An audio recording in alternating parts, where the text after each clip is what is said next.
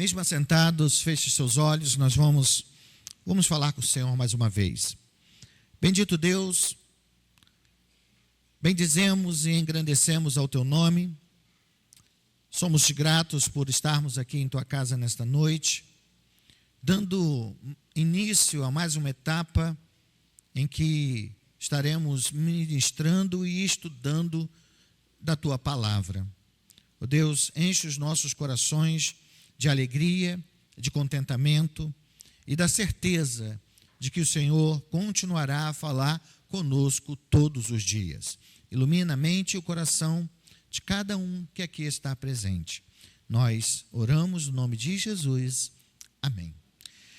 Queridos, como foi bem dito na semana passada, nós iniciamos hoje uma nova série de estudos, e essa série é no livro do profeta Abacuque. Eu quero te convidar de imediato, então, a abrir a palavra do Senhor. É claro que nesse início de estudo, vai talvez demorar um pouquinho para a gente achar o texto com facilidade. Mas conforme as semanas forem passando, você vai achar o texto tão facilmente como se fosse achar o livro de Salmo. Abacuque, capítulo 1. Abacuque, capítulo 1.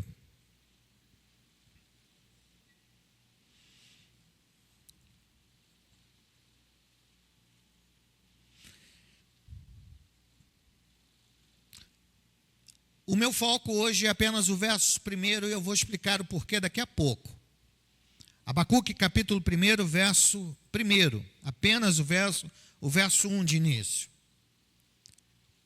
Está escrito assim, a palavra do Senhor diz: sentença revelada ao profeta Abacuque.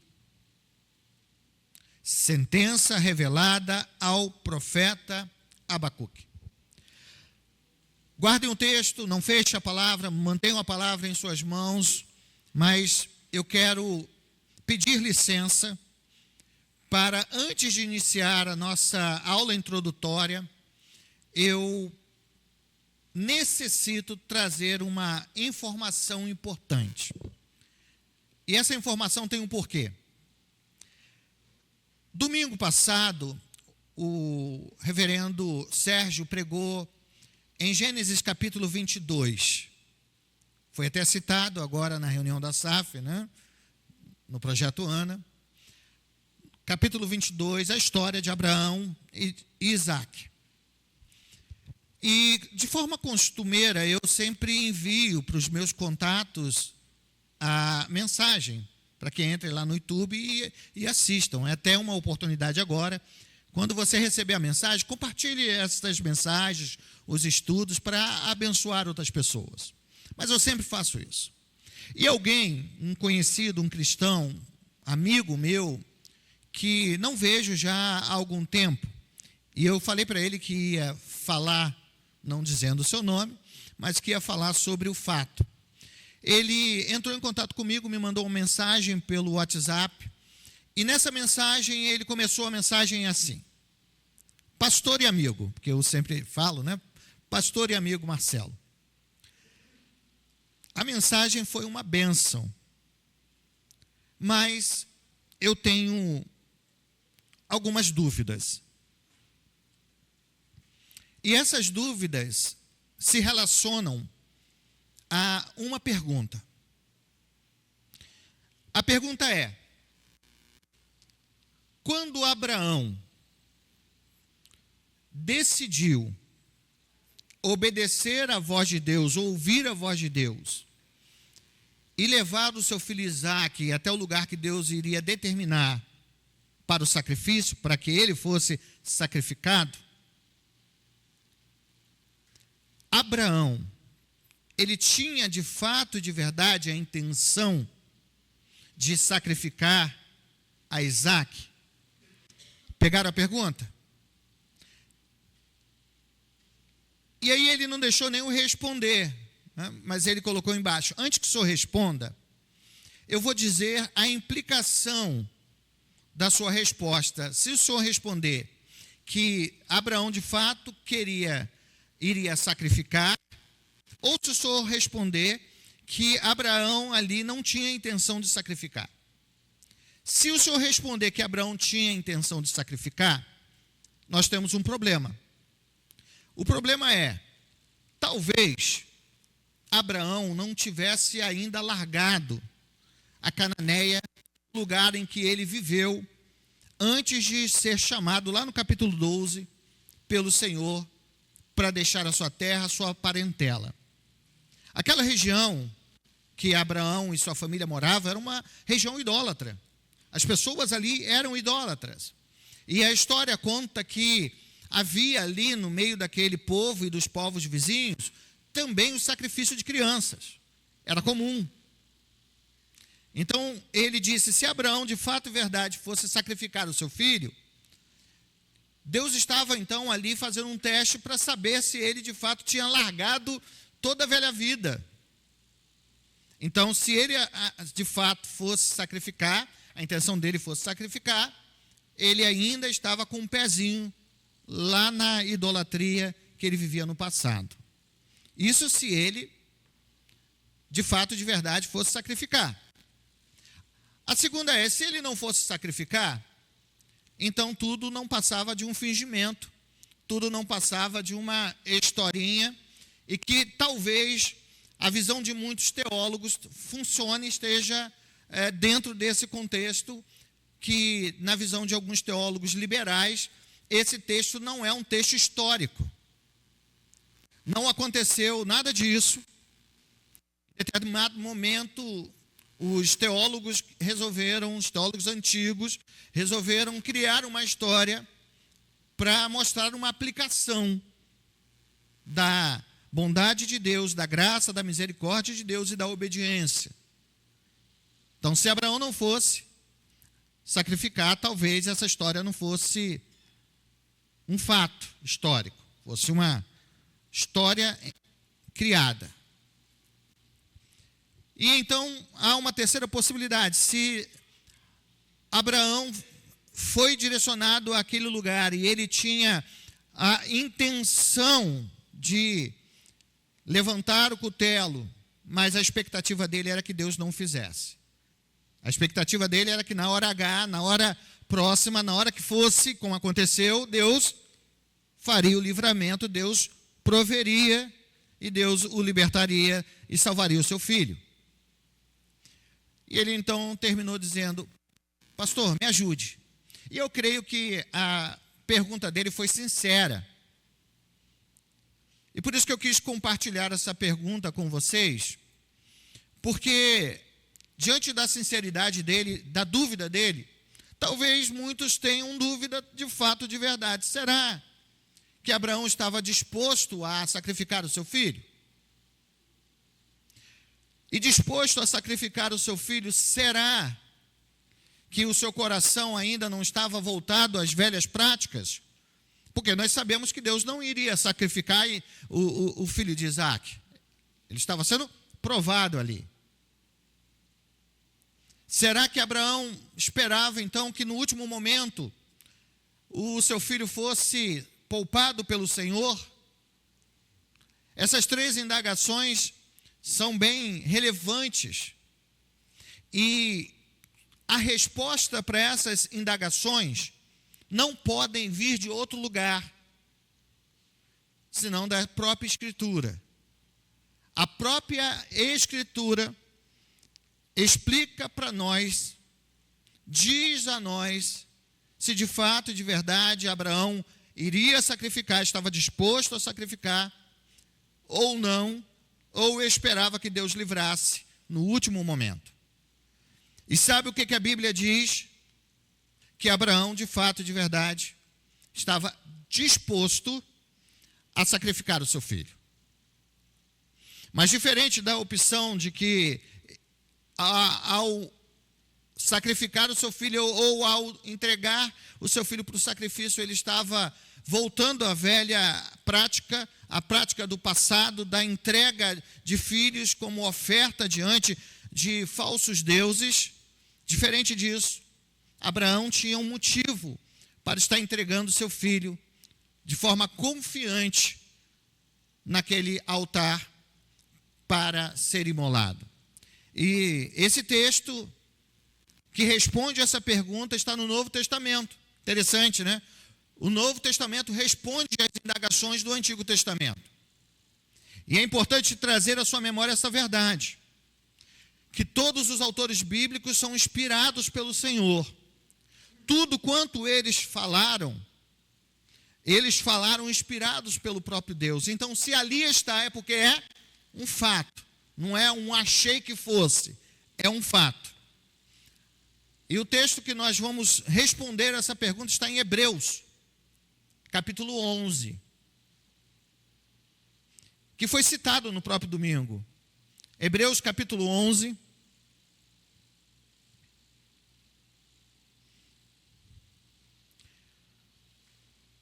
Hebreus, capítulo 11, nós temos inicialmente o texto famoso e categórico sobre a origem, o que é fé.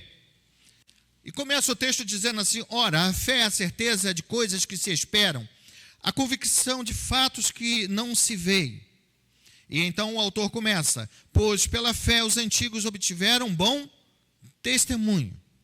Pela fé entenderam que foi o universo formado pela palavra de Deus, de maneira que o visível veio a existir das coisas que não aparecem.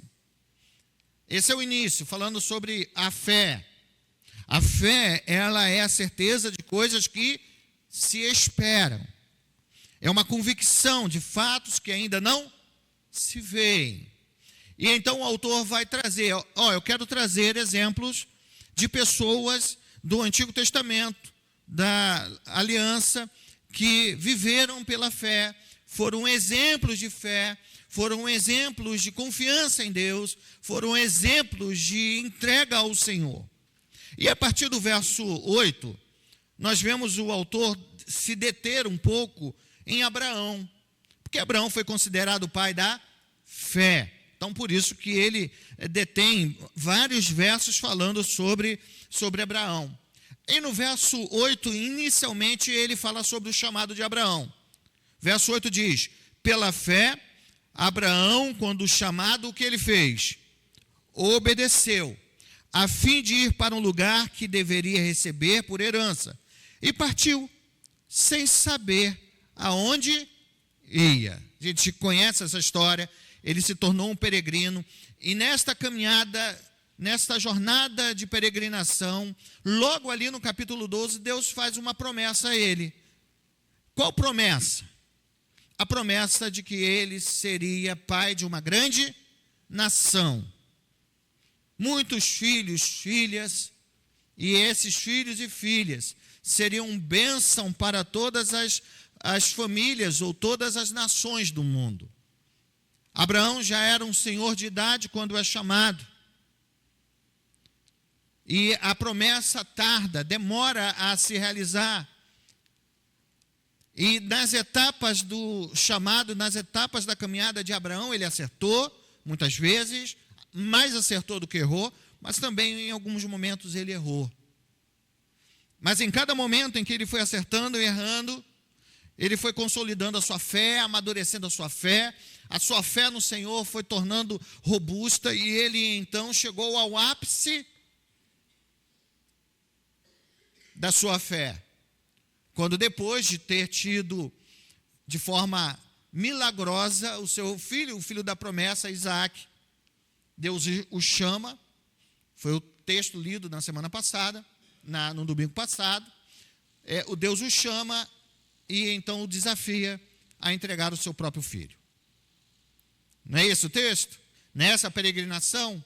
Aí agora você vai perceber no verso 17, olha o verso 17, que o autor aos Hebreus vai trazer uma explicação. Olha a explicação que o autor aos Hebreus traz. Encontraram o texto? Verso 17 diz assim: pela fé. O que é fé? Na concepção do autor, fé é a certeza de coisas que se esperam e a convicção de fatos que ainda não se veem. Então, pela fé, Abraão, quando posto o quê? A prova, ofereceu Isaac. Está aí, olha como é que é interessante, né? A resposta: estava mesmo. Porque para ele dizer estava mesmo, havia essa dúvida teológica. Será que Abraão estava disposto mesmo a entregar a Isaac, a sacrificar Isaac? O autor vai dizer, estava mesmo para sacrificar o seu unigênito, aquele que acolheu alegremente nas promessas, a quem se tinha dito. E ele vai lembrar da promessa de Deus, em Isaac será chamada a tua descendência. Fechou aí o verso 18? Então nós compreendemos que Abraão estava disposto a entregar. Sim. Abraão estava disposto a imolar o seu filho ali, sim. Se a voz não tivesse impedido ele de descer o cutelo, ele teria, de fato, de verdade, imolado o seu filho. Mas a resposta mais surpreendente está no verso seguinte, o verso 19. Você está acompanhando comigo o texto? Está? Se você está acompanhando comigo o texto, eu vou pedir para você ler comigo o verso 19. Vamos lá? Porque considerou que Deus era poderoso até para ressuscitá-lo dentre os mortos, de onde também figuradamente o recobrou. A resposta está aí. Essa é a resposta. O nosso pai, Abraão, né? A gente vai olhar lá para os textos bíblicos, Abraão, ele acreditava, ele cria na ressurreição. A verdade da ressurreição dos homens, mulheres que vieram a crer na ressurreição, não nasce nos apóstolos, nem no próprio Senhor Jesus. Mas a fé da ressurreição é uma fé antiga, é uma fé que estava no coração do nosso patriarca Abraão. O texto diz isso, porque considerou, ele acreditou que Deus era o quê? Poderoso até para ressuscitá-lo dentre os mortos, de onde também fizera ou o recobrou de forma figurada. Porque a ideia ali é que Isaac já estava praticamente morto, né? Se Deus não tivesse intervido, ele estaria morto. Mas entendam, a fé de Abraão não é uma fé baseada nas doutrinas e no que ele aprendeu, mas da relação com Deus. Quando Deus faz uma promessa, e ele faz promessas, depois de Abraão mostrar em determinados momentos uma certa dúvida em relação à promessa, porque ele erra quando duvida da promessa de Deus, já sou velho, Sara já é estéril, eu não vou ter um filho de Sara, então eu vou arrumar um jeito, vou criar o meu próprio mecanismo, com o meu braço forte eu vou resolver o problema que Deus não resolveu. Mas quando Isaac nasce, a fé de Abraão é tão consolidada que ele diz, esse Deus que começou, que fez a promessa, ele vai cumprir, não sei como. Isaac morre, ele ressuscita, porque a promessa é com Isaac. Então, se havia dúvida sobre isso, e eu expliquei isso para esse irmão, ele, pastor, nunca tinha visto esse texto. Eu falei, já tinha visto, você já leu a Bíblia? Só que, às vezes, os textos passam e nós não nos atentamos ao texto. Que bom saber que a Bíblia responde à própria Bíblia. Se temos dúvidas, nós podemos recorrer às Escrituras Sagradas, que ela, ao seu devido tempo, nos ilumina e mostra a cada um de nós que Deus ele é coerente e jamais seria incoerente na sua ação e no seu querer. Dito isto, eu quero que você comece comigo a pensar um pouquinho sobre o livro de Abacuque. Vamos lá, voltar lá, Abacuque, capítulo 1. Eu espero que você tenha marcado, hein? Deixado aí marcadinho, não, né?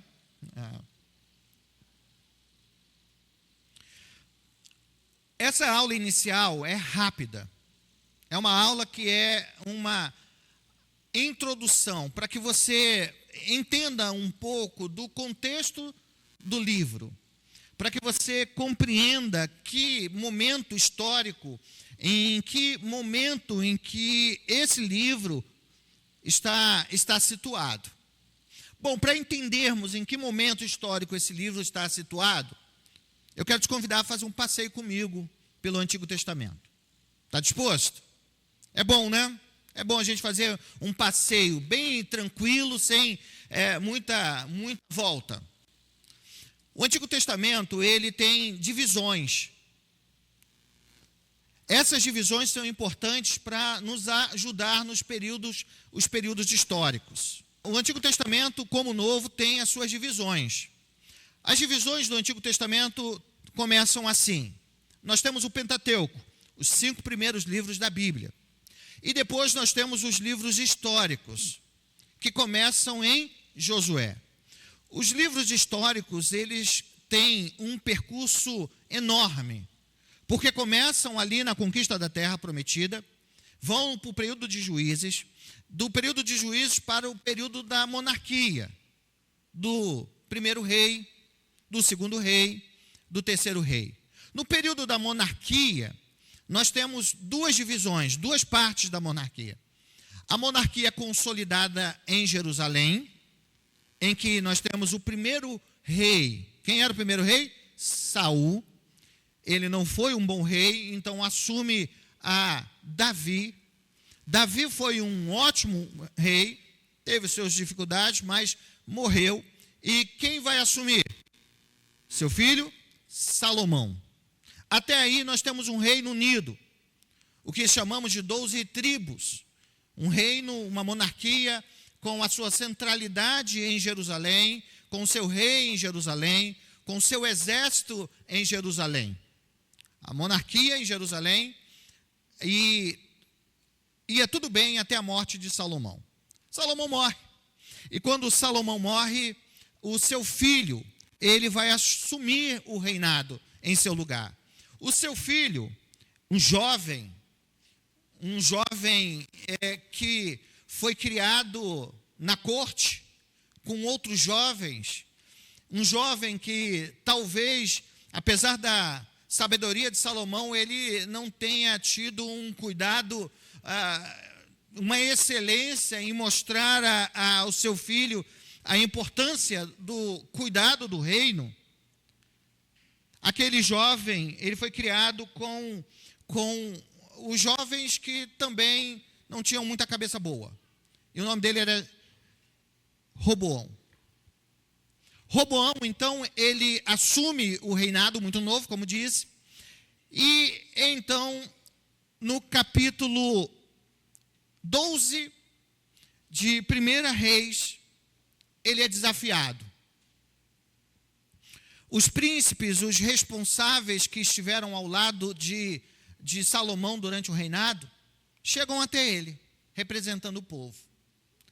E diante dele diz a ele assim: rei, teu pai Salomão, em determinado momento, ele foi pesado. Ele deu uma aumentada, aumentou um pouquinho os impostos. E no final da sua vida, a gente sentiu um peso da mão de Salomão. Você promete ao povo que será menos ríspido e cobrará menos impostos? Salomão vai e pede assim, tá bom. Salomão Roboão fala assim, tá bom, eu vou conversar com os meus amigos e vou te dar a resposta. Aí no capítulo 14, no verso 14, 12, 14 de 1 Reis, ele vem dar a resposta, porque ele se aconselhou com os sábios que eram de Salomão. Os sábios disseram, não, olha, você, para ser um bom rei, você precisa afrouxar a mão, você precisa ser menos duro, o povo precisa agora, está todo mundo em luto, precisa de paz, tranquilidade. Aí ele foi lá e perguntou para os jovens amigos dele, disseram, a gente quer continuar na vida boa, e para continuar na vida boa precisa de mais impostos, né? Precisamos aumentar os impostos. Então, sem imposto, a gente não mantém a nossa vida boa. Nada diferente, né? Aí, Ele chegou lá diante do povo, diante dos príncipes, e disse o seguinte para eles: ó, vocês acharam que o dedo mindinho, a mão do meu pai foi braba? Foi difícil? O meu dedo de mindinho vai ser muito mais pesado do que a mão do meu pai inteira. E aí o que dá? Qual o resultado disso? Uma guerra civil. 10 das 12 tribos se rebelam contra Jerusalém, contra a casa de Judá, contra os descendentes de Benjamim, as únicas 2 tribos que ficaram apoiando, porque estavam no círculo de Jerusalém, apoiando a Roboão. E as outras 10 apoiaram um general, que Salomão, sábio como era, anos atrás, percebendo que ele daria trabalho, tinha mandado ele para o exílio no Egito. E esse general era Jeroboão. Ele volta e começa a guerra civil, anos e anos se degladiando, quando algo de bom, pelo menos, Roboão teve.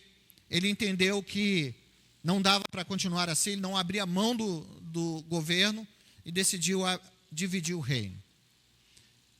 O reino, que era único, divide-se em 2 partes. E aí, então, nós temos, historicamente, o reino sul e o reino norte. Estão comigo?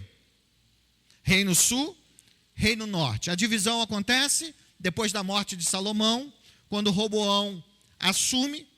Roboão traz uma proposta que não é boa para o povo se rebela, e então a divisão acontece depois de anos de luta, e então 2 reinos surgem.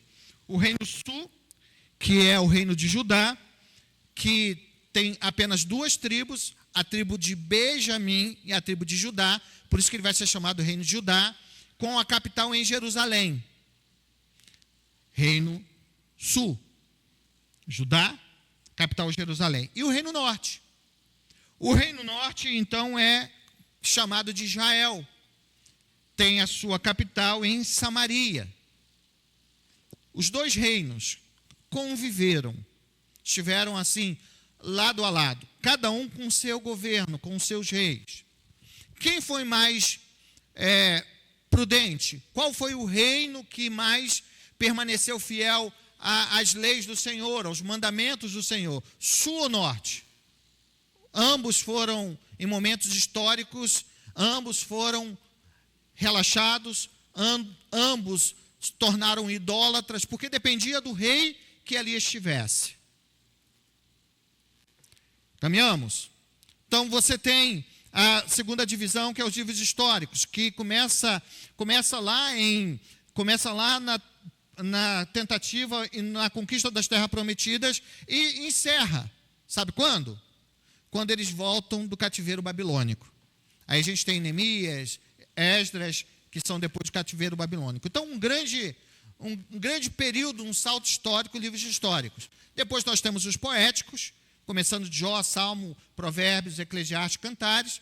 E nós temos, por fim, que nos interessa nesta noite, os livros proféticos. Os livros proféticos, os profetas que são apresentados no texto, ou nesses capítulos finais do Antigo Testamento, esses livros proféticos, os profetas, eles são contemporâneos, ou estão muito próximos uns dos outros. Alguns profetizaram no Reino Sul, outros no Reino Norte. Alguns profetizaram no mesmo tempo que o outro profetizou. Por exemplo, nós temos o profeta Abacuque. O profeta Abacuque, ele foi contemporâneo do profeta Jeremias. Ele foi parceiro de profecia do profeta Jeremias. Ele também foi parceiro de Amós. Então nós temos essa proximidade de um profeta a outro. O profeta Abacuque, ele profetizou no reino que é o reino de Judá, o reino sul. E a gente vai, durante o caminhar da nossa história, do nosso estudo, a gente vai frisar isso. Ele profetizou no reino sul. Em que momento da história, em que período da história? Um período muito conturbado.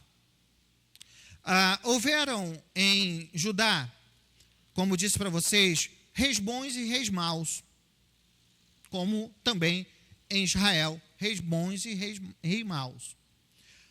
O grande rei que, depois de Manassés, eu quero explicar para vocês, Manassés foi um rei que foi muito ruim. Pensa no rei ruim em Judá. Quando eu digo rei ruim, é aquele rei que permite a idolatria, que traz para dentro da nação os postes ídolos, que permite a corrupção, que permite a desigualdade social. Manassés foi assim. Manassés morreu, inaugurando os reinos ruins em Judá. Mas logo após, o seu filho assumiu. Aí a gente tem um bom governo de um rei chamado Josias. Já ouviram falar? Todo mundo já, né? E ele fez uma reforma religiosa. Aquilo que Manassés trouxe, ele tirou. Ele arrancou fora os postos de ídolos, tirou os falsos profetas, tirou os sacerdotes ruins, tirou os magistrados corruptos. Ele trouxe ordem, ele trouxe a Jerusalém de novo à vontade de Deus.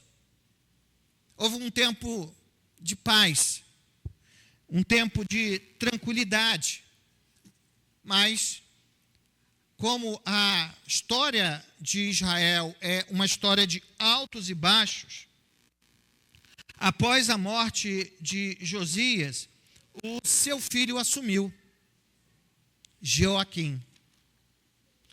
E Joaquim, irmãos, foi extremamente idólatra.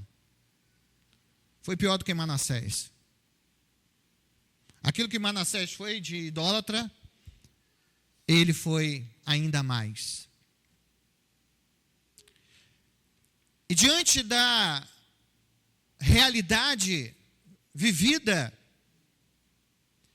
por Israel, a realidade de que Deus havia levantado profetas como o profeta Isaías, que havia anunciado que se o povo não se arrependesse, Deus viria sobre eles.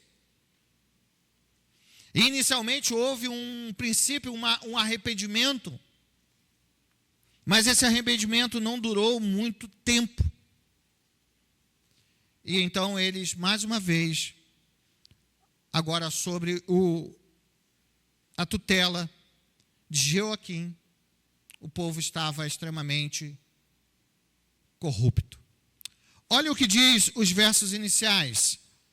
Capítulo 1, verso 2, 3 e 4.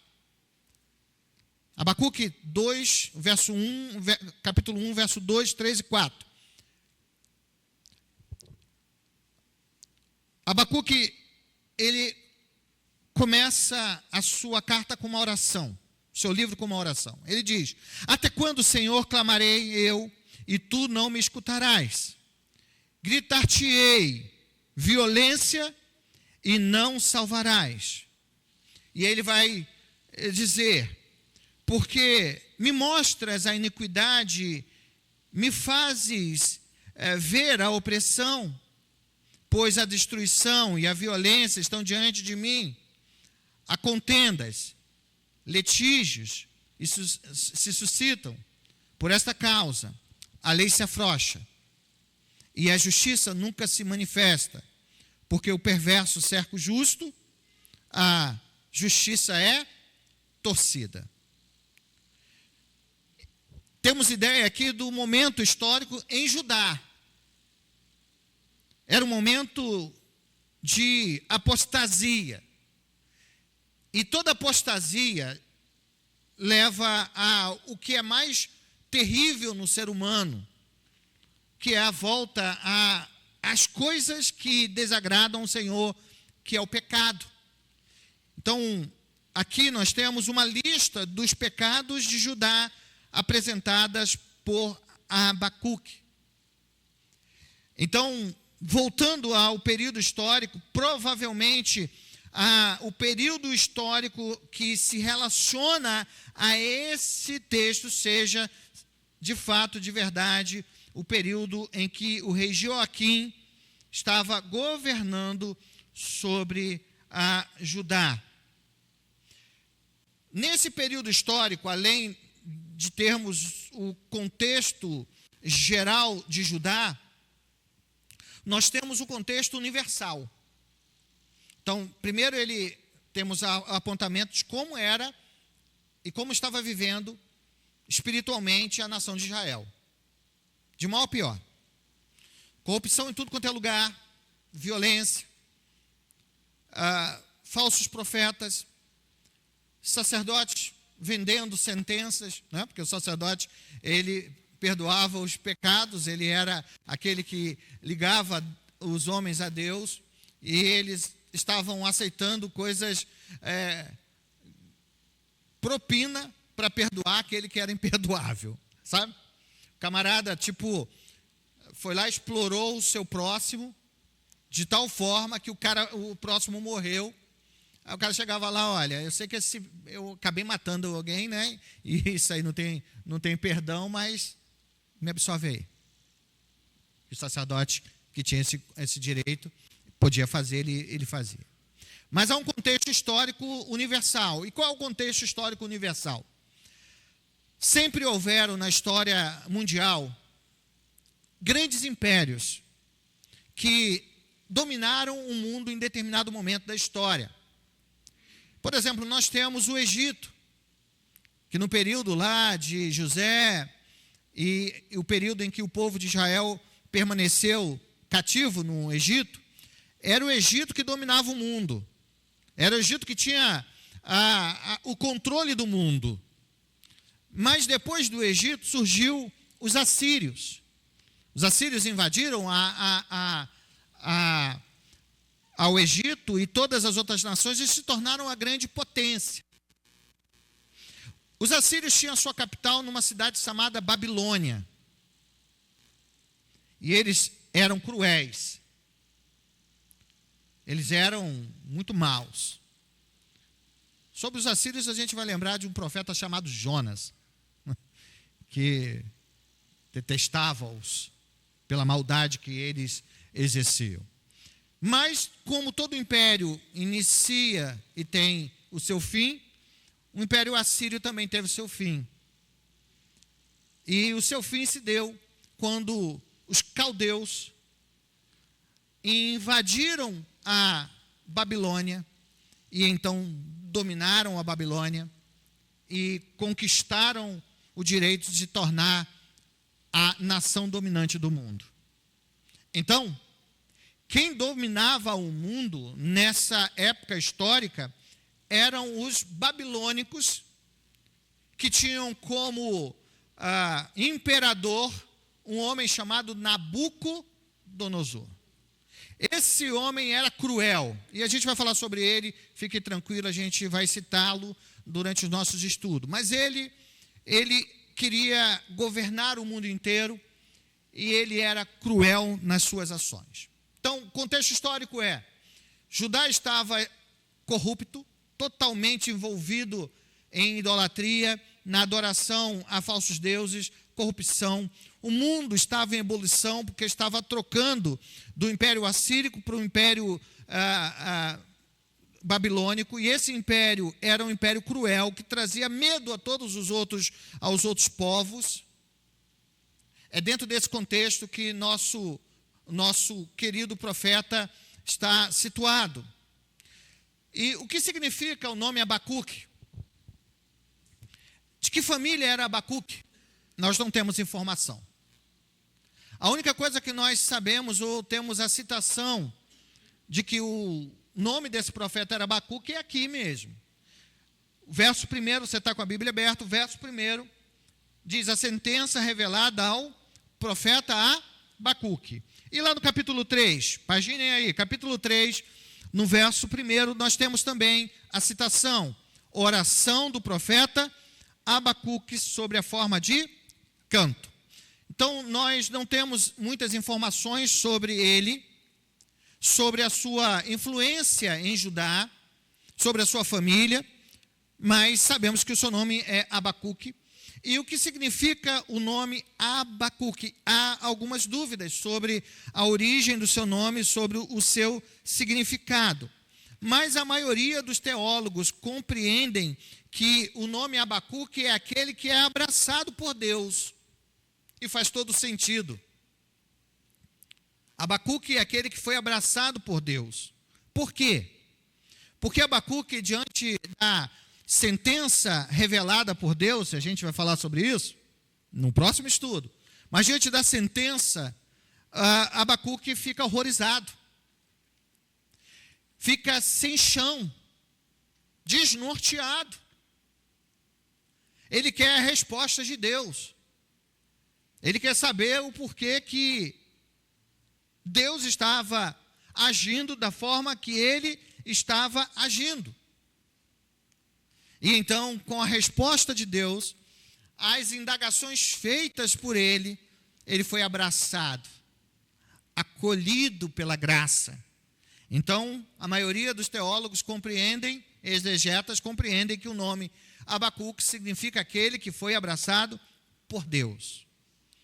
A segunda informação dentro desse texto do nome Abacuque é que antes vem profeta. Está lá dizendo, sentença revelada ao profeta Abacuque. Oração feita pelo profeta Abacuque. Então, nós entendemos, por aquilo que as Escrituras estão dizendo, que Abacuque ele era um profeta. Haviam dois tipos de líderes religiosos, tanto em Judá quanto em Israel, quanto antes no reino, que era o reino unificado. Dois tipos de liderança religiosa era o sacerdote e o profeta. Há uma diferença grande entre um e outro, tá? O sacerdote, a palavra sacerdote é aquele que liga. Então, o sacerdote era aquele que ligava o povo a Deus. Quando o povo, ou uma pessoa individual estava em pecado, ela ia até o sacerdote. E esse sacerdote, ele oferecia um holocausto e então aquela pessoa era perdoada. Basicamente, a função do sacerdote era essa. Tinha mais algumas outras? Sim, tinha. Ele cuidava ali do templo, da questão religiosa. O sacerdote estava ligado intimamente ao templo. Mas ele era aquele que ligava o homem a Deus. E o profeta? Qual era a função do profeta? O profeta geralmente ele não estava ligado ao templo, não. O profeta estava no dia a dia. O profeta, em determinado momento da história, principalmente no reino de Judá, foi ligado ao templo. Não, ao templo não, ao palácio. Então, um resumo de qual era a função do profeta é: o profeta ensinava os mandamentos de Deus. Quem tinha a responsabilidade de ensinar a palavra não era o sacerdote, era o profeta. O profeta não apenas revelava o futuro, dava uma sentença, mas o profeta também ele aplicava esta palavra revelada. Então o profeta ele ensinava os mandamentos de Deus. Os profetas também advertiam ao povo contra o pecado. O profeta profetizava sobre os acontecimentos futuros. Ele recebia do Senhor a palavra e orientava da parte de Deus as pessoas para que vivessem uma vida que agradasse a Deus e eles pudessem enfrentar os desafios da vida. O profeta exortava o povo a se arrepender. O profeta proclamava a justiça de Deus. O profeta advertia do juízo vindouro. A palavra profeta significa simplesmente aquele que fala em nome de Deus, ou simplesmente um porta-voz. O profeta Abacuque, ele não foi para o exílio, porque o exílio vai acontecer anos depois. A profecia dada por Abacuque é uma profecia certa. é algo que é um juízo de Deus.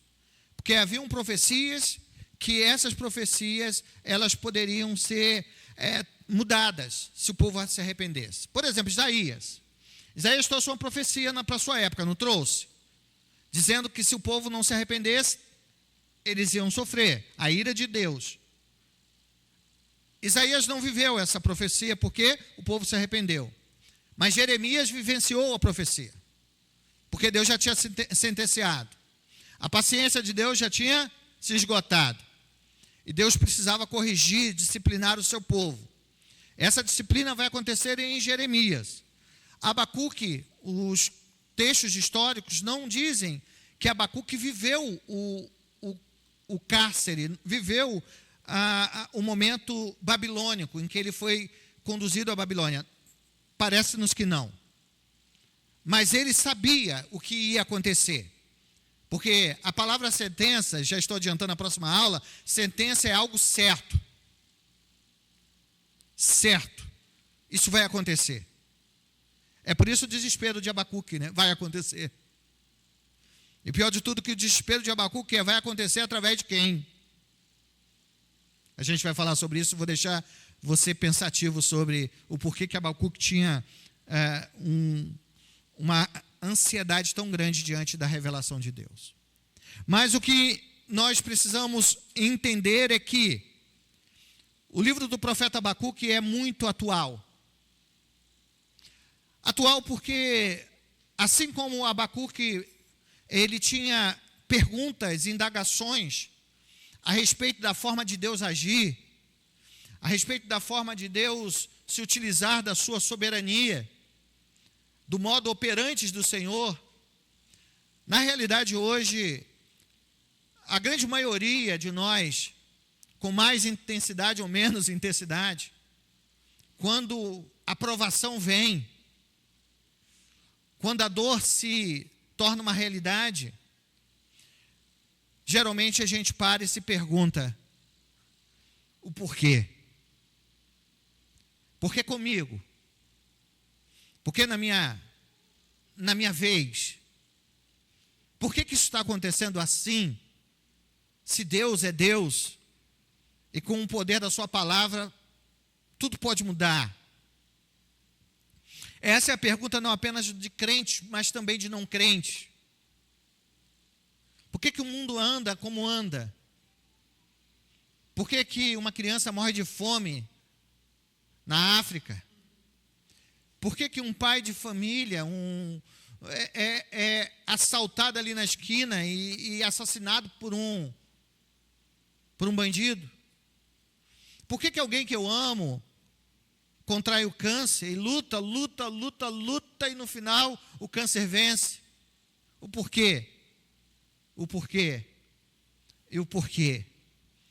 Esses porquês foram a tônica do início do livro do profeta Abacuque.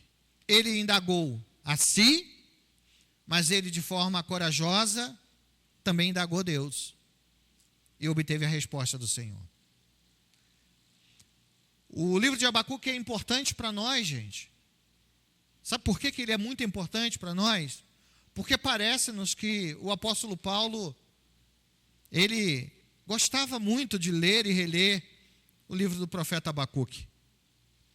Porque ele vai citar o verso que é o verso áureo, lá no capítulo 2, verso 4, quando ele diz que o justo viverá pela fé.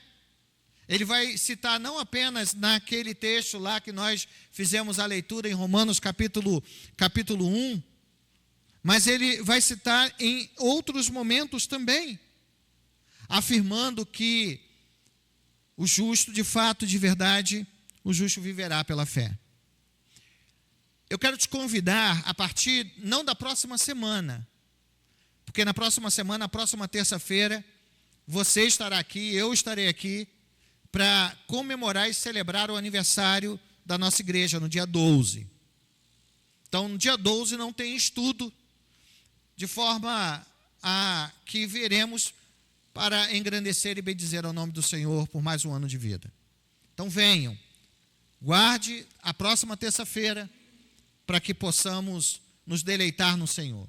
Está confirmado, o reverendo Juarez Marcondes estará conosco e também o coral da Primeira Igreja Batista da PIB de Mantiqueira. Então, que nós estejamos juntos. Como disse, tem aproximadamente 70 vozes, então a gente vai ter um grupo bom deles aqui, e é bom que nós também estejamos aqui, ok? Quero te convidar a se colocar de pé se você puder. Nós vamos orar. Agradecer a Deus pela oportunidade que Ele nos dará. Aí você pergunta, pastor, por que o senhor não fez a colinha, o estudo? Porque dessa vez eu vou fazer diferente. Como é um estudo relativamente curto, são 6 aulas, então deu para fazer numa apostila só.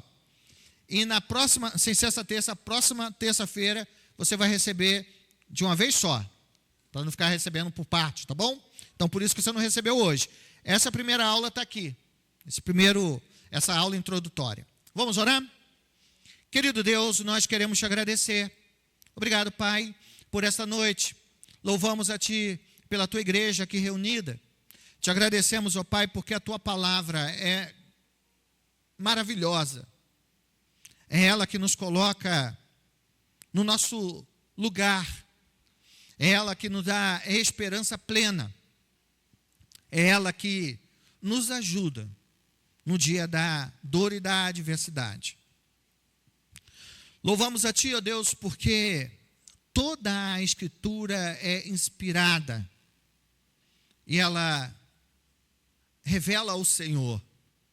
Portanto, ao adentrarmos nesse estudo do Antigo Testamento, do profeta Abacuque, nós seremos, na atualidade, fortalecidos na nossa luta, na nossa caminhada rumo às mansões celestiais. Teremos muitas respostas da Tua parte, seremos relembrados de princípios que são princípios norteadores da importância de defendermos a nossa fé. Louvado seja o Teu nome, Pai, porque o Senhor renova em nós a Tua palavra. E por meio da Tua palavra nós somos fortalecidos e amadurecidos espiritualmente. Queremos, ó Deus, conhecê-lo para viver uma vida verdadeiramente no Espírito, em que o fruto do Espírito seja uma expressão diária, cotidiana em nossas vidas. Queremos te agradecer, ó Deus, por todas as bênçãos. Queremos te agradecer, ó Deus, pelos livramentos, pela nossa família. Queremos agradecer por esse dia. Queremos te agradecer por esse mês, um mês importante, em que a nossa igreja comemora mais uma primavera. Por falar em primavera, queremos te agradecer, ó Deus, pelo aniversário, ó Deus, de William. Que o Senhor continue a abençoá-lo aonde ele está.